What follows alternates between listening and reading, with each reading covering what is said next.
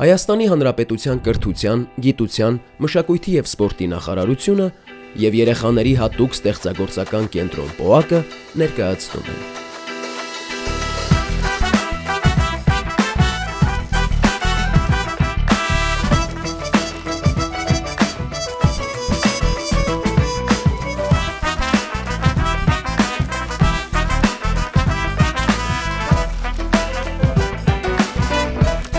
Քո արվեստը դպրոցում։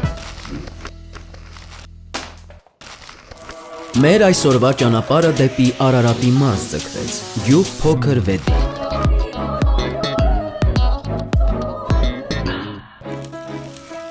Օրվա հյուրը նկարիչ, արվեստաբան Արա Հակոբյանն է։ Արա Հակոբյան, նկարիչ, արվեստաբան, ծնվել է 1973 թվականին Երևանում։ 1997 թվականին ավարտել է Երևանի Գեղարվեստի պետական ակադեմիայի գեղանկարչության բաժինը։ 1997-ից 2000 թվականներին սովորել է Խաչատուր Աբովյանի անվան հայկական պետական մանկավարժական համալսարանի ասպիրանտուրայում։ 2001 թվականին ընդունվել է Վենետիկի Գեղարվեստի ակադեմիա։ 2002 թվականից Արա Հակոբյանը արվեստի պատմություն է դասավանդում Հայկական պետական մանկավարժական համալսարանում։ 2017 թվականին նշանակվել և մինչ օրս զբաղեցնում է նույն համալսարանի գեղարվեստական կրթության ֆակուլտետի դեկանի պաշտոնը։ Հայաստանի նկարիչների միության և Հայաստանի թեքեյան մշակութային միության անդամ է։ Մի շարք մենագրությունների, մի քանի տասնյակ հոդվածների հեղինակ է, որոնք հրատարակվել են Հայաստանում, ԱՄՆ-ում, Լիբանանում, ռուսաստանյան մի շարք քաղաքներում և այլուր։ 2019 թվականին Հայաստանի Հանրապետության նկարիչների միության 70-ամյակին նվիրված մրցույթում արժանացել է մրցանակի «Լավագույն աշխատանք» անվանակարգում։ 2022 թվականին Արա Հակոբյանին շնորհվել է Հայաստանի Հանրապետության կրթության, գիտության, մշակույթի և սպորտի նախարարության մեդալ։ Նույն թվականին արժանացել է նաև Խաչատուր Աբովյանի անվան հայկական պետական մանկավարժական համալսարանի մեդալի։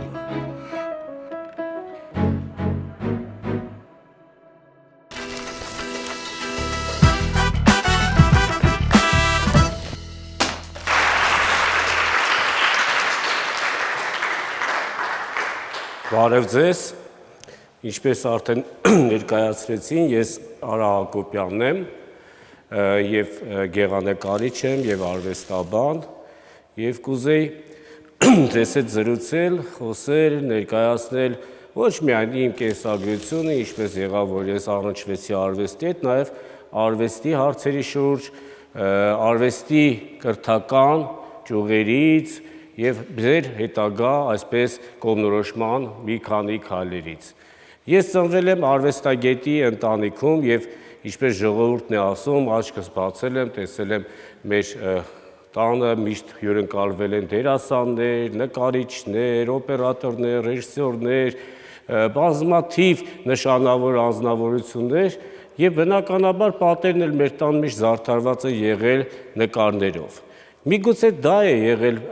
այն հանգամանքը, որի մոտ սերը արթնացավ դեպի արվեստը և փորձում էի դեռ իսկ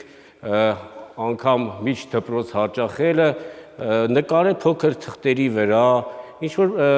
մտածում էի մեծ ծրագրերի շուրջ, որ պետք է հետագայում դառնամ հանճարեղ նկարիչ, դա բնորոշ է երիտասարդ տարիքի կամ պատանու համար, որ կարծում է ինքը հետագայում մեծ խոսք պետք է ասի, բայց ինչ եղավ, բնականաբար միայն այն հանգամանքը, որ դարձա արվեստագետ, նկարիչ, դա արդեն ինձ համար գոնե հաջողություն է։ Եվ երբ որ արդեն ավագ դասարանում էի դպրոցում, կարծես կողմնորոշված էր իմ ապագա մասնագիտական այս ուղին և որոշված էր, որ ես պետք է դառնամ դերասան։ Եվ երջանկահիշատակ մեր մեծ ռեժիսոր Հենրիկ Մալյանը, միշտ որ մեր տան հյուրն էր, նա ասում էր, որ պետք է Արան դառնա ռեժիսոր կամ դերասան։ Բայց այնպես ստացվեց վերջի ավարտական դասարանում, որ արդեն նկատվում էր, որ ես ունեմ փոքր ինչ շնորհք դեպի կերպարվեստը, միանգամից մտքա փոխվեցի և եկա տուն, ծնողներիս այսպես հապագորգոր հաղորդեցի, որ վերջնական ես որոշել եմ իմ մասնագիտական ուղին, ես պետք է դառնամ նկարիչ։ Դե ինչ արած, եւ այդպես ընդունվեցի նկարչական փուլ, Գեղարվեստի ակադեմիա, սովորեցի այնտեղ, ունեցա բարեբախտաբար շատ լավ ուսուցիչներ, դասախոսներ, եւ դա նույնպես նպաստեց իմ հետագա ձևավորման գործում։ Ընդհանրապես գիտեք, համաշխարհային արվեստում, համաշխարհային մշակույթում բազմաթիվ օրինակներ կարելի է հիշել, որ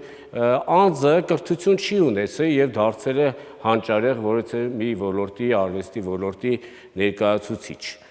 Մեծ Պոլ Գոգենը կարելի է հիշել երաժշտության ոլորտում, թատերական ոլորտում, բայց կերպարվեստը սիրում է կրթություն, հավատացեք։ Առանց կրթվելու, առանց ինտելեկտուալ գաղափար կազմելու հայ եւ համաշխարհային արվեստի մասին, առանց հասկանալու գծանկարի, պրոպորցիայի, բազմաթիվ այդ նրբությունները, գեղանկարչական գույնի տիրապետման այդ գաղտնիքները, ես կարծում եմ, որ անձը որքան է շնորհքով օժտված լինի, նա կդոփի իր տեղում։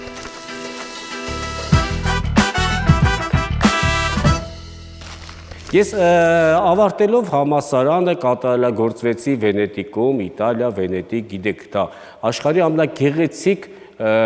քաղաքներից մեկն է, եւ այն գիտելիքները, որ ձեռք էի բերել Գեղարվեստի ակադեմիայում, Երևանի Գեղարվեստի ակադեմիայում, այսօր Հայաստանի Պետական Գեղարվեստի ակադեմիա, այդ ամենը կարծես թե նորովի պետք էր շարունակել, կատարելագործել արդեն եվրոպական միջավայրում։ Շատ դժվար հանգամանք էր։ Տեսեք, մենք միջ այս հաղորդումը սկսելը զրուցեցինք մի քանի այստեղ ներկա ուսուցիչների հետ, նաև ի պատիվ ձեր գյուղի, որ գոյություն ունի այստեղ արվեստի դպրոց, իր ուսուցչի հետ, եւ շատ ուրախալի է։ Եվ բնականաբար դուք էլ կհաստատեք, որ կարծես այստեղ ընդունված է մեր չափորոշիչներում, որ եթե գնում ես նկարչության, ապա պետք է դրված է խնձորը, կուժը, չմանում, եւ պետք է նայես նկարես։ Ահա նույն այդ սկզբունքով ես 6 տարի սովորեցի Գեղարվեստի ակադեմիայում, նացյոնալ, բնանկար նկարել կամ բնորդի նկարել, եւ ահա 2001 թվականին, երբ որ առաջի անգամ ոտք դրեցի Վենետիկի Գեղարվեստի ակադեմիա, եւ ինձ կցված պրոֆեսորը առաջին իսկ հանձնարարություն ասեց դեր նկարիչ։ Ակամայից ապշեցի, ինչ նկարեմ, չկա այդտեղ դրված այսպես նկարչական լեզվով ասած պաստանով կան, որով նայեմ նկարեմ, մարդ ասպես ստեղծագործի, շատ շփոթված է։ Եվ ահա տեսեք եվրոպական այդ կրթական ոլորտը փոքրիչ տարբերվում էր մեր կրթական ոլորտից։ Ամենևին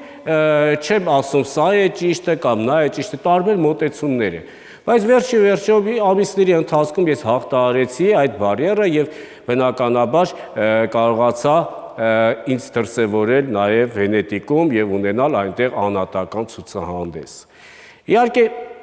Վենետիկը, եվրոպական կրթությունը, իսկ Վենետիկի Գեղարվեստի ակադեմիան դա համարվում է աշխարհում լավագույն ակադեմիաներից մեկը, դա նույնպես նպաստ բերեց իմ գիտելիքների բազմապատկմանը, զարգացմանը, բայց այնուամենայնիվ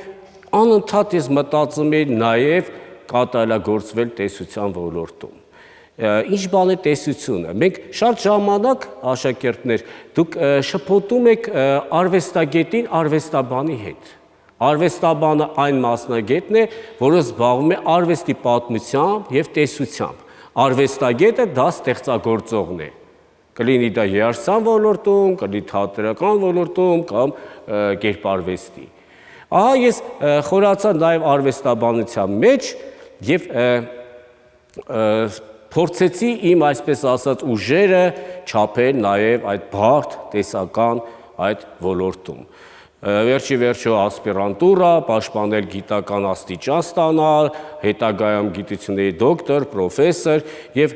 այդ կոչումները, այդ շնորհները իհարկե հաճելի է, բայց հիմնականը ինչ հետք ես թողել կամ ինչ ես արել այս տարիների ընթացքում եւ արդյունքում բազմաթիվ աշխատություններ, որոնցից մի քանիսը ես ներկայացրեցի այստեղ, մասնավորապես նվիրված հայ ծովանկարիչներին։ Հրատարակվեցին մի շարք թե պատկերագրքեր, թե ուսումնասիրություններ, որոնց մի քանիսն է այստեղ տեղադրված եւ դրանցով կարողացա գոնե մի փոքր նպաստ բերել հայ արվեստաբանության բնագավառին։ Վերադառնալով կերպարվեստի ստեղծագործողին, ես պետք է ասեմ, որ ընդհանրապես արվեստագետը,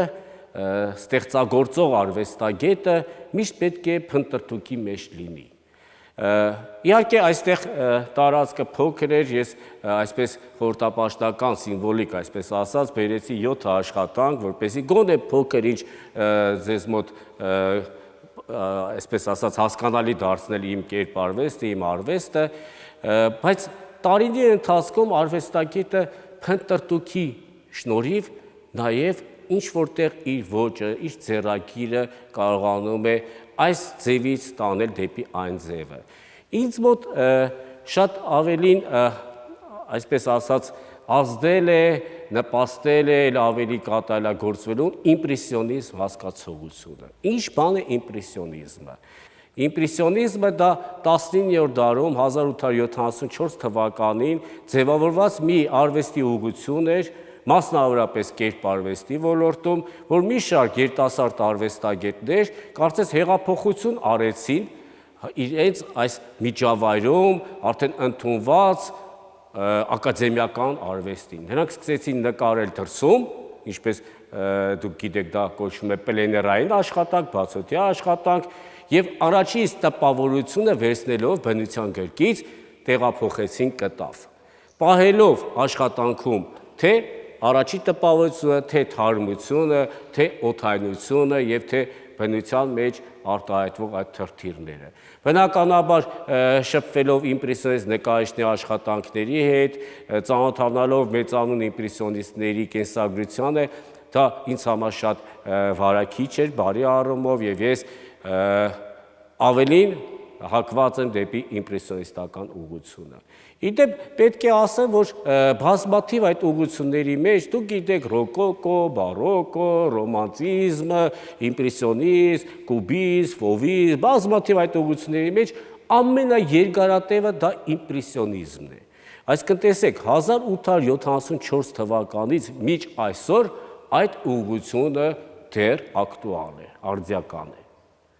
Եվ այսօր էլ մեր հանրապետությունում, հանրապետությունից դուրս մենք կարող ենք հանդիպել բազմաթիվ արվեստագետներ, որոնք հակված են իմպրեսիոնիստական ուղղությանը եւ ստեղծագործում են իմպրեսիոնիստական նկարչաձևերով։ Իմ կողմից ներկայացված այս աշխատանքներում ես միտումնավոր ընտրել եմ այն ստեղծագործությունները, որտեղ էլ ավելի դրսևորվում է իմպրեսիոնիստական հակումները։ Իմ հետևում երևացող մի քանի աշխատանքներ, որտեղ դուք կարող եք տեսնել արևի, ստվերի, լույսի խաղի այս ամբողջ գեղանկարչական մոտեցումները, որը կրկին եւ կրկին հաստատում է տվյալ դեպքում ին որպես իմպրեսիոնիստ արվեստագետի կայացման գործոնը։ Իհարկե այն ծաղիկները կամ խնդրեմ մյուս ձմեռը, որտեղ նույնպես երևում է կոլորիտի հասկացողություններ։ Գիտեք, այս ամենը ինչ որ ես ձեզ ասում եմ, ներկայացնում եմ, ես չեմ ուզում փոքր ինչ ուզում արդեն շեղվել իմ աշխատանքներից, որ ինքնագովազդով չզբաղվեմ, զուտ ես ուզում եմ անդրադարձ կատարել այդ ամենը ինչ որ ներկայացրեցի, դա գալիս է կրթությունից։ Առաջին իսկ րոպեից, որը հնչեց իմ իսկ խոսքում, կրթությունը մեծ նշանակություն ունեց ձեր ուսուցիչների, հա, արվեստի ոլորտի կերպարվեստ կլինի, երաժշտություն կլինի կամ այլ ոլորտ կլինի, ձեր հետագայում, եթե ձեր ուսումը շարունակեք բարձրագույն ուսումնական հաստատություններում, ձեր դասախոսների, ձեր վարպետների մեկ խոսքով ասած խորհուրդները էական նշանակություն ունեն։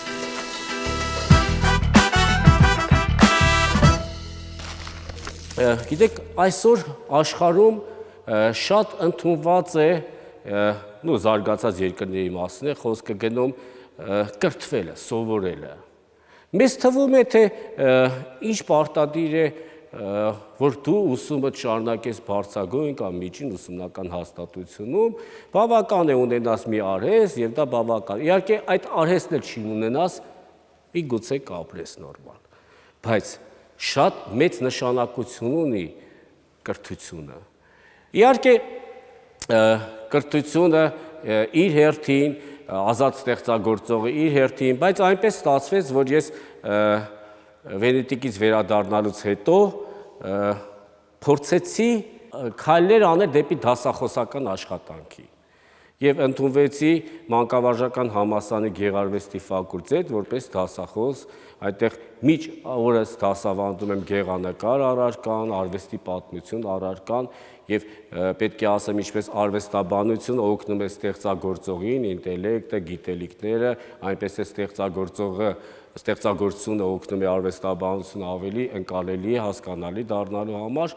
այնպես էլ դասախոսական աշխատանքը ինձ շատ օգնում է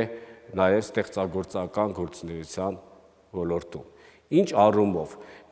շփվելով ուսանողության հետ, շփվելով գործընկեր արվեստագետների հետ, բնականաբար փորձի փոխանակում է, բնականաբար մի դաշտ է, որտեղ կարողանում ես քո գիտելիքները փոխանցել, կարծես շարունակություն հաղորդելով ապագա սերունդին, եւ այս ամեն ինչը ոգևորիչ է, եւ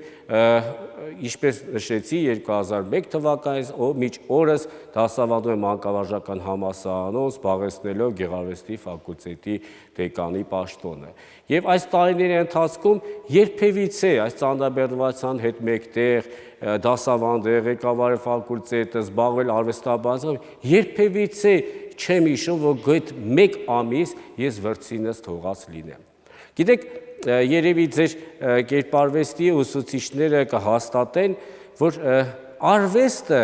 ստեղծագործողի մոտ դառնում է ապրելակերպ։ Այլևս չես կարողանում կտրվել առանց ստեղծագործելու։ Եթե չլինի կտա, վրձիներ, ապա մի բավական փոքր թղթի վրա ուզում ես գրիչով կամ մատիտով գծեր անել, որից է մի ճեպանկար անել, որից է մի, չեմ անում, երևակայական պատկեր վերարտադրել թղթին։ Սա դառնում է ապրելակերպ, եւ երբևիցե ստեղծագործողը չի կարող համակերպի այն մտքի հետ, որ նա դադարի այլևս աշխատելուց, ստեղծագործելուց։ Ես կրկին եւ կրկին հորդորում եմ ձեզ, եթե կա որից է մեկի մոտ շնորհք դեպի արվեստը, դա աստվածատուր է, դա ի վերուստ եկած է, ապա անպայման ձեր ուսումը շարունակեք, խորացրեք արվեստի ոլորտում։ Կանցնի տարիներ, կհամատեք ձեր համադասարանցու հետ, չեմ անում, որից է մեկի հետ, բայց վերջի կգաք այն համոզմունքի, որ դուք շահել եք եւ դուք արդեն հանրապետությունում ճանաչված արվեստագետ եք, իսկ դա արդեն հաղթանակ է։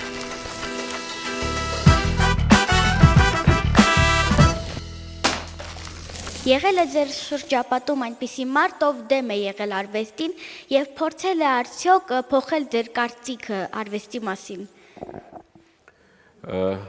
Անի Հակոբյան, ճիշտ է, գեղեցիկ ազգանուն է, չէ՞, Անի։ Երևի թե չի եղել այդպիսի մարդ, որը դեմ է եղել իմ արվեստին, այսպես խորանալուն կամ կրթվելուն, ճիշտ եմ հասկանում հարցը, դա եք հարցնում, չի եղել։ Եղել են քննադատներ, եւ դա ողջունելի է, եւ դա միայն օգնել է ինձ։ Ընդհանրապես Անի պետք է հիշես մի հանգամանք, այն ստեղծագործող, այն արվեստագետը, որը գոհ է իր ստեղծածից, նա ավելին աճելու տեղ էլ չի ունենա։ Դու պետք է միշտ դժգոհ լինես եւ միշտ պետք է ընդունես կողքինի կարծիքը։ Պարտադիր չէ ինչ ասում է դա կատարես, բայց պետք է լսես։ Պետք է լսես, դա շատ մեծ նշանակություն ունի, որովհետև կարողանա մասնագետ չլինի, բայց այն նկատի, ինչ որ դու չէի նկատում քո նկարում։ Եվ բնականաբար ես միշտ կարծիքները, քննադատությունները ողջամիտ եմ ընդունում, լսում եմ, որոշ հատվածներ ընկալում եմ, ընդունում եմ, ուղղում եմ, որոշը ոչ։ Ձեր ամենահրատարակված նկարը եւ ամենասիրված, եւ ինչու։ Հրատարակված նկարը թե պատկերված նկարը։ Ամենասիրված նկարը։ Ամենասիրված նկարը։ Գիտեք, յուրաքանչյուր, այսպես ասած, նկար, առարկա վաճառվում է, յուրաքանչյուր։ Բայց ես ունեմ երկու նկար, որը ինձ համար անգին են։ Դա մեկը պատկերել եմ իմ հայրիկին, մյուսը իմ մայրիկին։ Դա ինձ համար անգին են։ Ես չեմ պատկերացնում ինչ պետք է լինի կամ ինչ առաջարկ լինի, որ դու հրաժարվես դրանից։ Ես ոչ թե սիրում եմ այդ նկարները որպես գեղարվեստական արժեք, որ չմամ ես իմ ինչ եմ արել, չէ, միգուցե այդ կանը հաջող չի ստացվել, Բայց այն հանգամանքը, որ այդտեղ պատկերված են իմ ծնողները, դա ինձ համար անփոխարինել եւ անհամեմատական գանձեր են։ Այդ երկու նկարները ես սիրում եմ ոչ մեկի մեջ առավելություն չտելով, երկուսին էլ հավասար։ Իսկ եղել է, որ մի նկար նկարեք եւ ասեք ես սա չեմ անում, սիրուն չի եղել, ձեզ դուր չի եկել եւ ուզում եք փոխել ձեր արվեստը։ Բազմաթիվ անգամ եղել է դեպքեր, որ նկարը պատկերել եմ, ոգևորված, երեկոյան քնել եմ, առավոտյան արթնացել եմ, նայել եմ, ասել եմ, ես ինչ անհաջող նկար է, բազմաթիվ անգամ, բայց ինչ վերաբերում է արվեստին փոխելով երբևիցե։ Ոչ թե համակերպել եմ այն մտքի հետ, որ սա է իմ ճակատագիրը, այլ ես սիրում եմ արվեստը, ինչպես կարելի է մարդ իր արվեստը փոխել։ Դա նույնն է, որ մարդ փոխի իր հայրենիքը։ Հնարավոր է կյանքի ինչ-որ հանգամանքներ ելնելով անձը բնակվի այլ երկրում, օտար երկրներում, բայց հայրենիքը փոխել չի լինում, այնպես էլ արվեստը փոխել չի լինի։ Ուզում եմ ձեզ այսպիսի հարց տալ, իսկ որն է ձեր ամենասիրելի եղանակը նկարելու համար եւ ինչու։ Գարունը։ Ես սիրում եմ գարուն եւ ունեմ, եթե չեմ սխալվում, այստեղ ունեմ գարնանային տեսարան, ինչու եմ սիրում գարուն, գարունը դա բերկրանք է, գարունը դա վերածնունդ է, գարունը դա սեր է, գարունը դա լույս է, դա նոր հավատքների, նոր շունչի, այդ ամեն ինչի խորհուրդն է գարունը։ Եվ ընդամենը խուսափելով միապաղաղությունից ես նաև տարվա մի շարք եղանակներ էլ ունեմ պատկերած, բայց եթե այնպես լիներ, որ այս բնության այս 4 տարերը, այս եղանակները միայն լիներ գարունով, ես կբավարարվեի։ Դա իմ ամենասիրած եղանակն է եւ ես գարունը ամեն անգամ գարունը պատկերելով կարծես նոր լիցք ու նոր շունչ եմ հաղորդում ինքս ինձ եւ թե դիտողին։ Կուզենայի իմանալ մի խորհուրդ, որը ձեզ նույնպես տվել են եւ որով դուք առաջնորդվել եք նկարչության մեջ։ Ես ինչպես ասացի, ունեցել եմ լավ դասախոսներ, լավ ուսուցիչներ եւ յուրաքանչյուրից քաղել եմ մի բարի խորհուրդ, յուրաքանչյուրից։ Բայց եկել եմ այն համոզմունքի, իհարկե մասնագիտական ոլորտում մեկը գույնի մասին է խորհուրդ տվել, մեկը գծի մասին, մեկը չեմ շրջանակի, այդ համահնչյուն դարձնելը կտավի հետ, բայց ես հենվում եմ մի խորհրդով, աշխատել եւ աշխատել։ Եվ միայն երկարատև աշխատանքի չարչարանքի շնորհիվ է ստեղծվում մնայուն արժեքներ։ Մնացածը, օրինակ համաշխարհային արվեստի պատմությունից բազմաթիվ օրինակներ կարող ենք հիշել, որ նույն Մատիսը կարող է 1 օրում, կամ Վալենտին Սերովը 2 օրում, կամ որևէ մի այլ հանճեղ արվեստագետ կարճ ժամանակահատվածում ու Պիկասո ունի նման դեպք, որ շատ կարճ ժամանակահատվածում կարող է նկար ստեղծել, բայց այդ կարճ ժամանակահատվածը ձևավորվում է նախորդ տարիների երկարատև աշխատանքի եւ փորձի շնորհիվ։ Այնպես որ իմ խորհուրդը, եթե դու արվեստի ոլորտում ես, կամ ինչու ոչ միայն արվեստի, ցանկացած ոլորտում, միայն աշխատանքը կբերի այն վարպետության, որը հետագայում շատ հեշտությամբ կիրագործես։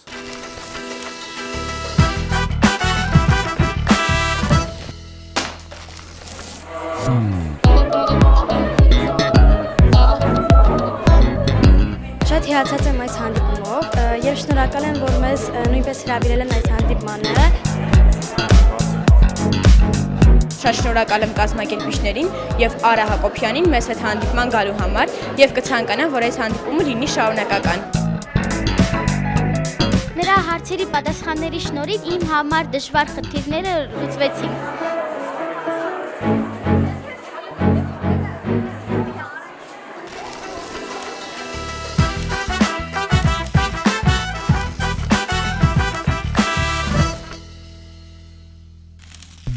Գույներ, թե սև ու սպիտակ։ Գույներ։ Լուսաբաց, թե մայրամուտ։ Լուսաբաց։ Սուրճ, թե թեյ։ Թեյ։ Յուղաներկ, թե ջրաներկ։ Յուղաներկը դասական է։ Ինքնաբուխություն, թե պլանավորում։ Երկուսը միաժամանակ, մեկը մեկի հետ կապված են։ Աշխատելիս լռություն, թե երաժշտություն։ Լռություն, Որն է ձեզ ոգեշնչած ամենատարօրինակ բանը։ կյանքը, Որն է ձեզ վրա ամենամեծ ազդեցությունն ունեցած գիրքը։ որ գնի կյանքը, Ինչն է, որ միշտ կա ձեր արվեստանոցում կամ աշխատասեղանին։ ներկեր, գրիչ, մատիտներ եւ իհարկե Աստվածաշունչ։ Հայտնիներից ում հետ կցանկանայիք հանդիպել։ Իհարկե վերածննդի տիտաններին։ Միքելանջելո, Լեոնարդո, Ռաֆայել։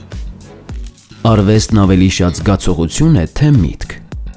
Զգացողությամբ հենվենք, շատ կարճատև կլինի, մտքով գիտական, երկուսը միաժամանակ։